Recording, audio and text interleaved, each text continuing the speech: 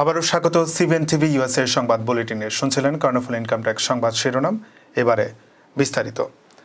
লাখো কবরের বাংলাদেশ সেমেট্রির পর এবার বাংলাদেশ কমপ্লেক্স প্রতিষ্ঠার ঘোষণা দিল বৃহত্তর নোয়াখালী সমিতি। শনিবার জ্যাকসন হাইটসের মুনলাইট রেস্টুরেন্টে অনুষ্ঠিত সংবাদ সম্মেলনে বাংলাদেশ সেমেট্রির সর্বশেষ অগ্রগতি বর্ণনা দিতে গিয়ে সমিতির সদস্য সচিব জাহিদ মিন্টু বাংলাদেশ কমপ্লেক্স প্রতিষ্ঠার ঘোষণা দেন। বৃহত্তর নোয়াখালী সমিতির পঞ্চম এই প্রজেক্টে কমিউনিটি সেন্টার, মসজিদ, লাইব্রেরি, ক্রীড়া ও বিনোদনের ব্যবস্থা থাকবে বলেও জানানো হয়। এছাড়া সিটিতে একটি ফিউনারেল হোম প্রতিষ্ঠার চেষ্টা চলছে বলেও উল্লেখ করেন তিনি। ইতোমধ্যে বৃহত্তর নোয়াখালী সমিতি আপ স্টেট নিউ ইয়র্কের মিডল টাউনে বাংলাদেশ সেমেট্রির নামে লক্ষাধিক কবরের জন্য ২৬ একর জায়গা কিনেছে। এর মধ্যে এখনও ৩,০০০ কবর বিক্রির তালিকায় আছে।